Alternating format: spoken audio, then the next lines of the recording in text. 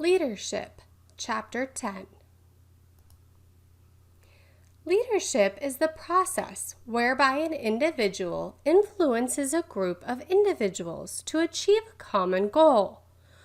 The process of influencing others through leadership involves facilitating motivation in others, where the leader focuses on getting individuals to collaborate in the pursuit of a common goal. Our two operational definitions of leadership are the behavioral process of influencing individuals and groups towards a set goal, or influencing others through credibility, capability, and commitment. Bill Walton is an American retired basketball player and television sportscaster. Walton became known playing for John Wooden's powerhouse UCLA Bruins in the early 1970s, winning 3 successive College Basketball Player of the Year awards, while leading the Bruins to 2 Division I national titles. He then went on to have a prominent career in the NBA, where he was the league's most valuable player and won 2 NBA championships. Bill Walton had this to say about his former coach. Wooden was a teacher. He taught on a constant basis, from showing us how to put our shoes and socks on to building a foundation based on the human values and personal characteristics embodied in what he called his pyramid of success. All of this was done in the subtlest of ways. While our practices were the most demanding endeavors, both physically and emotionally, that I've ever been a part of, there was always a sense of people having fun, playing a simple game. So let's do a little self-evaluation. How many leader qualities do you have? On a sheet of paper or in your notes, please rate yourself for the following qualities. For each quality, you will rate yourself as a 1, a 2, or a 3. A 1 is not like me at all. A 2 is somewhat like me, and 3 is very much like me. These are some noted leader qualities. Again, please rank yourself as a 1, 2, or 3. 1 is not like me at all. 2 is somewhat like me, and 3 is very much like me. What about your integrity? Do you have flexibility? What about your loyalty? What about your confidence? Accountability? Candor? Preparedness? Resourcefulness? Self-discipline, and patience. Think about it. I'll give you a little time, and you can pause the video if you need to. How many 1s do you have? How many 3s? Based on your personal evaluation and related to these characteristics, what are your strengths as a leader? Also, do you have any potential weaknesses? These are important things to discover and to learn about so that we can improve our leadership capabilities. So how do people become leaders? And who exactly is a leader? Emphasis is placed on better understanding leadership as a complex social process. There are 4 factors of effective leadership: leader qualities, situational factors, leadership styles, and follower qualities. In sports and exercise, the dimensions of leadership also include making decisions, motivating participants, giving feedback, establishing interpersonal relationships, and directing the group or team confidently. The words manager, leader, and instructor are often used interchangeably. However, they are not always the same thing. A manager takes care of things such as scheduling, budgeting, and organizing, whereas a leader is concerned more with the direction of an organization, including its goals and objectives. Leaders often perform the same functions as a manager. However, the leader acts in other important ways as well. Leaders commonly provide vision, direction, goals, and objectives for the team. Leaders try to provide the resources and support to get the job done. An instructor teaches skills and techniques. Activity-centered activities are commonly employed to get engagement from group members. They focus on results, and they use their position to gain compliance from members of the group or students in the class. Coaches, teachers, and exercise specialists are leaders who seek to provide each participant with maximum opportunity to achieve success. Successful leaders also should try to ensure that individual success helps the achievement of team success as well. So some typical leader considerations. Can tasks structured be used to an advantage without coercion and deceit towards subordinates? What about decision verifiability? Can we examine the degree to which decisions are correct?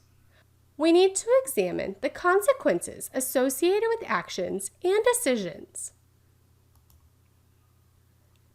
Can leaders create goal clarity? Are task requirements clearly stated and known to group members?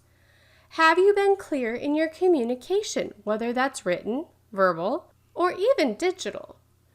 What about goal path multiplicity? Is there more than one way to become successful at the task at hand? So how do we increase the probability of successful leadership?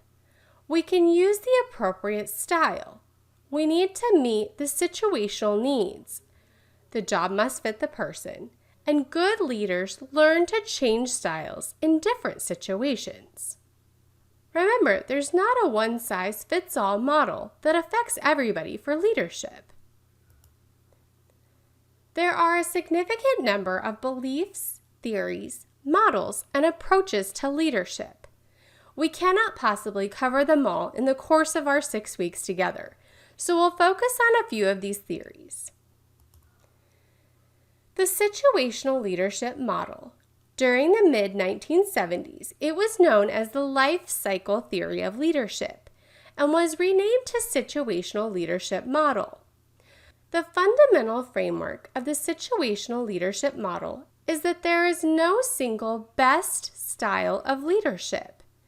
Effective leadership is task relevant, and the most successful leaders are those who adapt their leadership style to the performance readiness, which is the ability and the willingness of the individual or the group that they are attempting to lead or influence. Effective leadership varies, not only with the person or the group that is being influenced, but it also depends on the task, job, or the function that needs to be accomplished. The situational leadership model rests on two fundamental concepts. There's a leadership style and the individual or group's performance readiness level. This is the life cycle of leadership. At the start of an activity, task, or project, the individual, team, or group can be confused and are oftentimes uncoordinated. The leader needs to be more directive, focusing on the task at hand.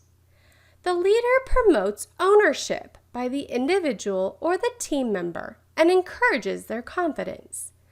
As the team develops, the leader focuses more on coaching. This is to get the group to agree how they will behave to complete a task. They sort out how they will work together. At this time, there may be conflict, so if the leader uses a facilitative approach to lead them to resolution. So in this case, a leader should use a facilitative approach to lead them to a resolution. As the individual or team becomes more confident and self-managed, the leader can then concentrate on leading the team overall and hopefully can develop a delegating style. The typical application of the life cycle theory or the situational approach suggests effective leadership depends more on the characteristics of the situation than on the traits and the behavior of the leaders in those situations. According to this theory, a leader began with a strict approach. They built self-confidence and mutual respect for each player or individual, and they also nurtured the team leadership and established trust with the members. As the name implies, leadership depends on each individual situation, and no single leadership style can be considered the best. Tasks are different, and each type of task requires a different leadership style. A good leader will be able to adapt their leadership to the goals and objectives to be accomplished. Goal setting, capacity to assume responsibility, education, and experience are the main factors that make a leader successful. Not only is the leadership style important for a successful leader-led situation, but the ability or the maturity of those being led is a critical factor as well. Leadership techniques should be matched by the leader, pairing their leadership style to the maturity level of the group. The trait approach suggests that we may be able to determine the specific characteristics or personality traits common to great leaders in business and industry. Leadership traits are relatively stable personality dispositions, such as intelligence, assertiveness, independence, and self-confidence. This means that great leaders are born and not made. Researchers have argued that successful leaders have certain personality characteristics that make it likely that they will be leaders no matter which situation they are in. This would suggest that common leader traits would be present in all leaders. However, this is not really seen in practical application. There are a variety of characteristics seen among leaders, and we do not see leaders in one area automatically recognized as leaders in another area. At this point in time, no common leadership traits have been documented among coaches, exercise leaders, or performers. Leaders have a variety of personality traits. No specific traits make all leaders successful in every situation. Behavioral approaches are nearly the opposite of trait approach. The behavioral approach suggests that great leaders are made and not born. This would suggest that discovering universal behaviors of effective leaders could allow people to learn how to become leaders. Anyone then could become a leader by simply learning the behaviors of other effective leaders. In the non-sport setting, the Leader Behavior Description Questionnaire indicated that leaders fall into two categories: consideration and initial structure.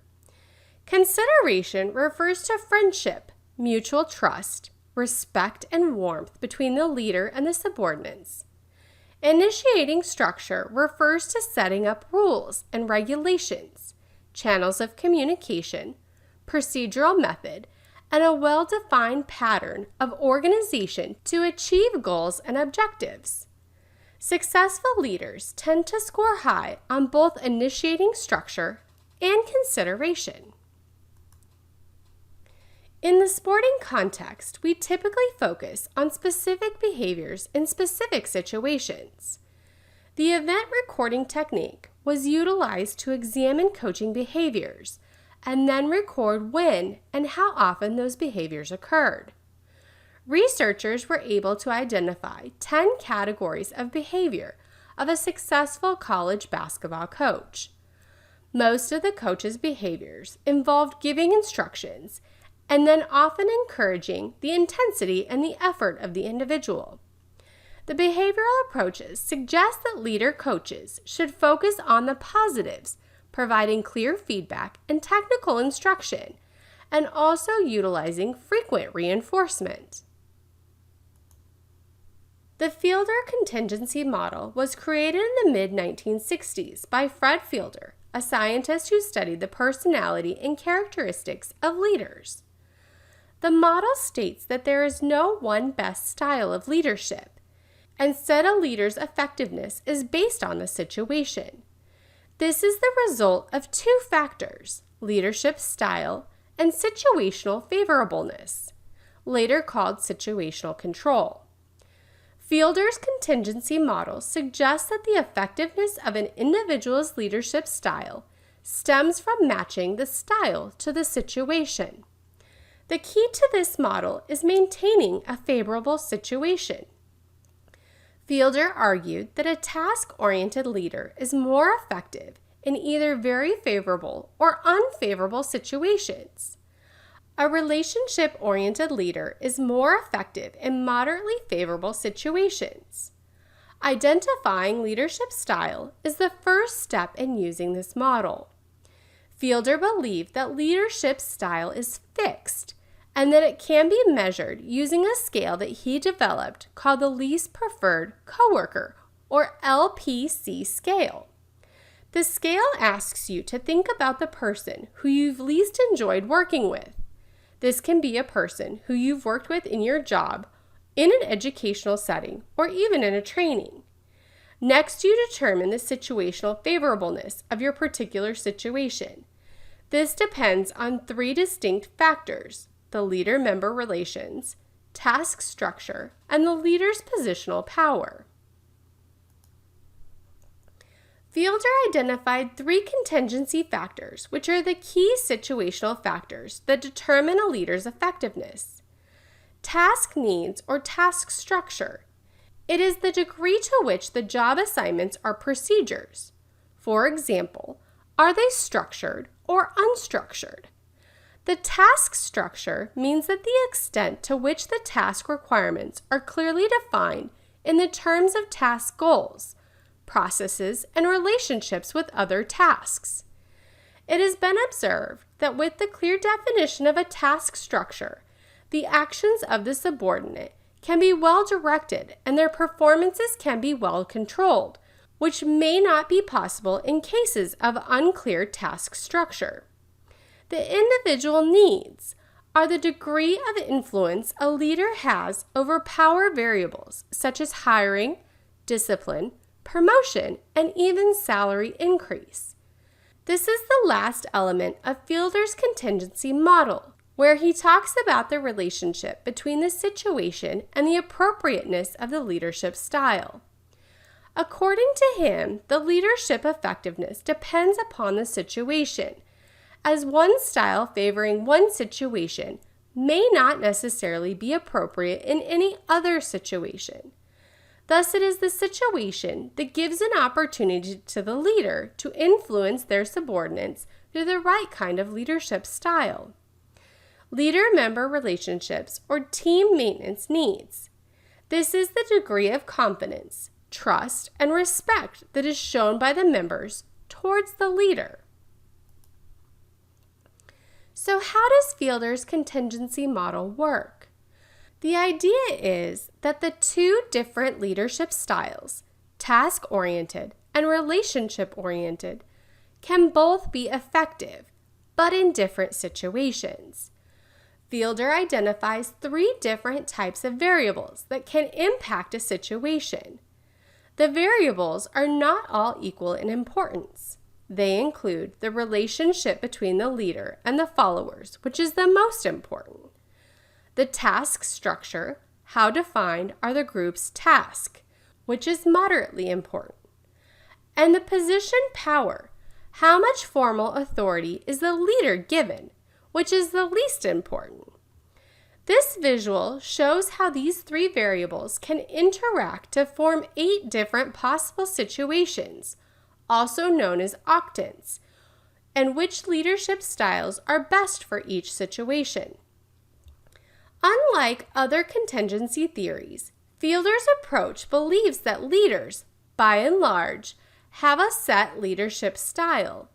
In other words, if a leader is task-oriented, they will always be task-oriented and cannot quickly change styles to adapt to changing situations. Leadership can be extremely complex, dependent upon the leadership theory you subscribe to. Leaders can either be made or individuals are born leaders. Leadership is a process of influencing one or more people in a positive way so that the tasks determined by the goals and objectives of the organization are accomplished. Some researchers, such as Belling and Sherisheim, looked at the external-oriented activities of managers with higher authority, department heads, clients, and the community. They suggested that it is difficult to find a single leader who can exhibit strong concern for both people and productivity at the same time. The task, team, and individual are essential components that good leaders should pay attention to. Factors relating to the task, to the team itself, and to the individual members of the team. At any time, the emphasis on each circle may vary, but all are interdependent, so the leader must watch all three. Task needs include setting a clear goal and objectives, and organization and management of the process. Team needs are things like effective interaction, support, shared work, and communication within the team and with other teams. Individual needs will of course vary from person to person, but the effective leader will pay attention to and deal with how each person is behaving and feeling. The three-circle model is nowadays seen as rather basic, especially by managers who want to be considered sophisticated and up-to-date. However, it is a good approach to learn early in your leadership career, providing a solid foundation for more complex human relationships. As a functional model of leadership, this indicates that two or more individuals who are appointed as leaders would have different strengths and maybe different focuses for each group. Trait and behavioral approaches emphasize personal factors at the expense of considering the interaction between people and their situational constraints. Most social scientists interested in leadership have not abandoned the debate between person or situation in favor of searching for a set of concepts that are capable of dealing with both with differences in situation and with differences in leaders. Therefore, the interactional approach is often incorporated into other types of approaches of leadership. This suggests that the personal and situational factors must be jointly considered when examining leadership. No one set of characteristics ensures successful leadership. The greatest leaders have had common personality traits appropriate to leadership roles and distinct from non-leadership roles. However, leaders are not predicted solely by their personality traits. Effective leaders fit the situation and the athletes involved in the situation. Different athletes want different types of leadership from their coaches. Leadership styles can change. Some people just do not have what it takes or don't believe it. Coaches and other leaders can alter their styles and behaviors to match the demands of the situation.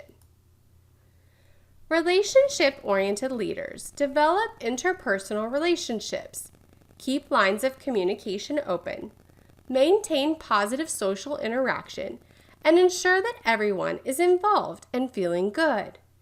They focus on developing and maintaining good interpersonal relationships. Task-oriented leaders primarily work to get the task done and to meet their objectives. They focus on setting goals and getting a job done. Effective leaders should match the situation. Good leaders can change from a relationship-oriented style to a task-oriented style and vice versa, depending on the situation. Another interactional model developed specifically for sport or physical activity is the multidimensional model of sport leadership. This model suggests that leader effectiveness in sport will vary dependent upon the characteristics of the athlete and the constraints of the situation. In other words, optimal performance and satisfaction are achieved when a leader's required, preferred, and actual behaviors are consistent. This is the multidimensional model of sport leadership. An athlete's satisfaction and performance, or Box 7, are dependent upon three types of leader behavior: required, which is Box 4, actual, Box 5, and preferred, Box 6. The situation, Box 1, the leader, Box 2, and the members, Box 3, lead to these three kinds of behaviors, so they are called antecedents. The following slides will explore some research on multidimensional models of sport leadership. The Leadership Scale for Sports, or LSS, was developed to measure leadership behaviors, including athletes' preference for specific behaviors, athletes' perception of their coaches' behaviors, and coaches' perceptions of their own behaviors. The LSS has 5 dimensions: training behavior or instructional style, which is motivation and teaching efficacy of coaches, appears to lead to training and instructional leadership behaviors. Democratic behavior or decisional-making style allows athletes to participate in decisions about the group's goals, practice methods, and even game tactics and strategies. Social support or motivational tendencies are attempting to establish warm relationships with athletes. And positive feedback or motivational tendencies. Positive feedback may be contingent upon the performance and may be limited to only the athletic context. Some other factors that are associated with leadership may include the following: age and maturity. As people get older and mature athletically, they want coaches that get things done and is highly organized, but who is also supportive of their players. There are also gender differences among preferred leader characteristics. Women tend to prefer democratic and participatory coaching, while men tend to prefer training and instructive behaviors. Nationality. Cultural background may influence leadership preferences as well. Also, the type of sport. Athletes who play highly interactive team sports prefer an autocratic coaching style, more than do athletes in co-acting sports. Another leadership model related to sports is the cognitive meditational model. This is a model of leadership behavior that emphasizes the relationship among situational, cognitive, behavioral, and individual difference variables. A situational approach to leadership behavior argues that coaching behaviors vary as a function of situational factors. In the athletic context, and to coach player individual cognitive differences. In the cognitive meditational model of leadership, player perception of coach behaviors mediate the effect of coach behaviors on player responses.